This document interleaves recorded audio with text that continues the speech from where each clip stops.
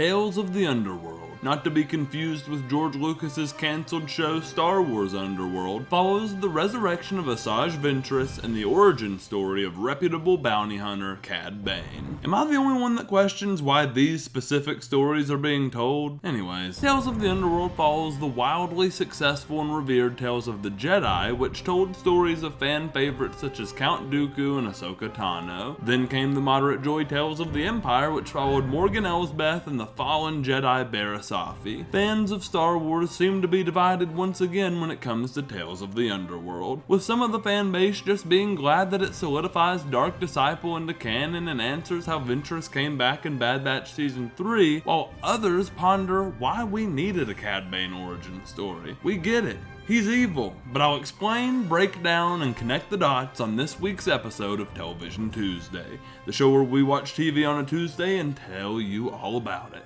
I'm your host, Kael, and today we're breaking down Tales of the Underworld. My first reaction to this show was that the Asajj Ventress arc was pretty cool. I love seeing her swing a golden lightsaber around, but it felt like the Barriss arc from Empire meets Cal Kestis' arc from Jedi Survivor.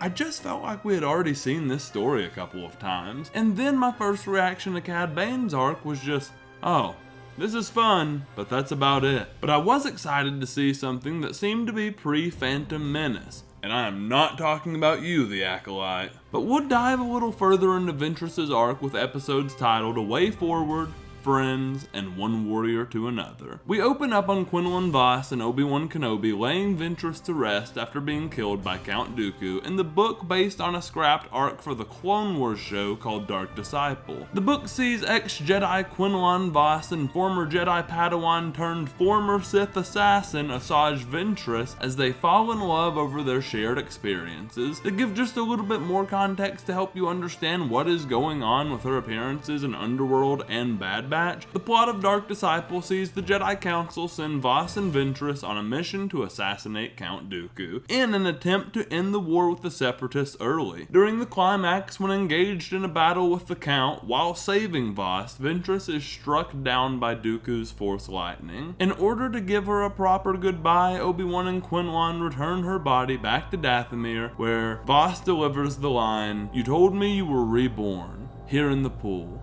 I hope it's alright for me to return you to its waters." Although the opening scene to Tales of the Underworld has him say, "I will always love you." Filoni said, "Dark Disciple, you cool, but we're gonna change up this dialogue real quick on him." I personally like the show dialogue more, as it gives you more of a feel for their romantic relationship. We then see Mother Talzin and the Night Sisters immediately wake Ventress up, and they offer her to join them or return to the living without her desire for Quinlan. She starts a new life hidden from the Empire until she meets Lyko Strata, a Jedi Padawan who is on the run after Order 66. You see, he is not close to being a trained Jedi, and he's prone to close encounters with the Empire. Ventress feels bad for the kid, and when the Empire catches up to him, she rejoins the fight. I love on their escape how she pushes the Padawan with the Force to make a jump similar to Ezra and Kanan, or Maul. But this is after we see an unidentified Inquisitor get killed by Lyko and Ventress. Are we for real just adding more Inquisitors and calling them unidentified Inquisitors? Okay. But add Lyko and Ventress to this list of characters who have killed one of the Inquisitors. You've got Ahsoka, Kanan, Maul, Vader, Cal Kestis, and Lyko. Okay, to be fair, Chopper did take down an Inquisitor in Rebels, so I guess it's not that big of a feat. Ventress and Lyko band up, and things get a little shaky when he learns who she is and that she's killed people he knew. But ultimately, no one is coming for the kid, so he's stuck with Ventress. We learn in episode 2 that the boy knows about the Path and Quinlan Vos. She decides it would be best to get the boy there. And we last heard of the Path in Kenobi, where we heard of Vos's attachment to it. I was hoping this show would tell us more about it, but Unfortunately, we really don't learn anything more than we did in Kenobi. Also in this episode, we see a robot and a creature who looks like Dexter Jettster's punk brother bust out of a window during a fight. I feel like this is just a great visual for the underworld of Coruscant. Here is where we meet Ventress's friend, who works out a deal where they are going to help her out on a job in exchange for information on how to find the path, so they can go kill Jedi. So Ventress and Lyko tag along on a mission to an Imperial shipyard where the Empire is pulling parts together in an attempt to construct the upgrade from the Venator class Star Destroyer to the Imperial Star Destroyer. For reference, here's a size comparison I found online between the Republic Star Destroyer and the Imperial Star Destroyer. Once the mission goes wrong, the friend is like, well, since I'm not making any money off of this, I'm turning in this damn Jedi. So of course, Lyko and Ventress have to make their escape. I don't know about you, but the child in me could only think about one thing during this scene. Oh my god, we're in the perfect transition period between the Republic and the Empire so that the stormtroopers are rolling around in Republican gunships. That's f***ing awesome. But I love how Ventress still makes her friend take her where they needed to go after it all went down. Sometimes all it takes is lighting up that lightsaber and saying, hey, we're actually just gonna do what I want to do. I like the final moment as Ventress and Lyko gain each other's trust and set out for the path. Episode 3 follows our two protagonists as they encounter an old separatist Dooku supporter. Bad Batch also kinda did this as well, and I find it hilarious that these crazy left-in-the-dark Dooku conspiracy supporters are out here just living. Outside of his house are these broken down battle droids, and Ventress acknowledges them with the line, "They seem as effective as always." Super funny moment for just fans of the Clone Wars here. You then get a plot where Ventress and Lyko go to help this man's daughter get water as she helps them find their way to the path. She needs the assistance because there happens to be a bit of a turf war over this water. So quickly our heroes, wow, did I just call her a hero? They help make peace over their water situation and make their way out to the path. Only Ventress isn't joining, and she leaves Lyko to join the other Jedi. Only he ends up deciding to stay with Ventress. And they just kind of join forces, and the story ends just like the Barriss arc, as they just kind of leave it open-ended on a wide shot. This also makes the search for the path all for nothing now that I think about it. And then we get to Cad Bane's arc, and I really don't have as much to say about it. What I like the most here is that they have continued to make Cad Bane the most Western character in Star Wars.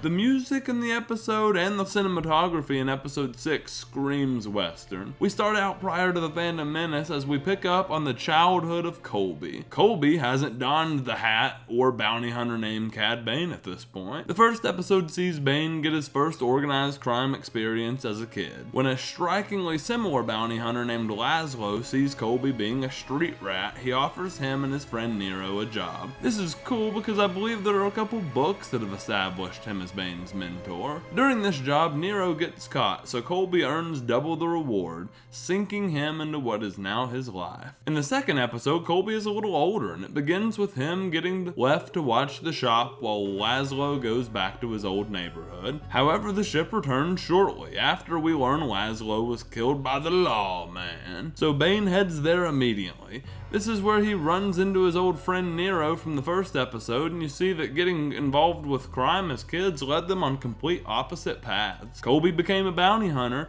and Nero became a deputy. He revealed to Cad that the marshal of the town killed Laszlo, and then they exchanged some tense words. It's a pretty cool moment when Bane puts Laszlo's hat on, making him look more like the character we know, as he sees his younger self in the reflection of the building where he met his mentor. After this, we see he has a standoff with the marshal as he gets revenge for Laszlo, but loses his girlfriend Erin, who is shot by the marshal. Only she isn't dead. She just aids in the arrest of Cad Bane, leading up to the final episode of Tales of the Underworld. Nero is now the marshal and Bane is in prison, although he's made his way out of prison pretty damn fast, and he is once again out looking for some revenge. The biggest twist here is that Nero has been raising Bane's son, meaning Erin was pregnant when she took a blaster bullet in episode 2. So Bane shows up and immediately hears that Nero and Erin are married, and this pisses him off. This leads us to Nero and Colby's final showdown.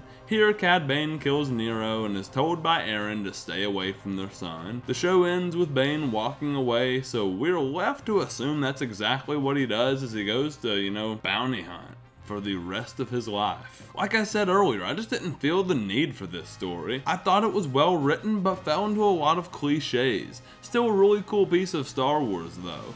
I will say, out of the 3 anthology series, I think Tales of the Jedi is still by far my favorite. Let us know your favorite of the 3 anthology series in the comments below. If you enjoyed this breakdown of Tales of the Underworld, be sure to check out our breakdown of Revenge of the Sith while we celebrate its return to the big screen. On top of that, you can check out our other episodes of Television Tuesday or its sister show, Studio Cinema Saturday. But the fun doesn't end there.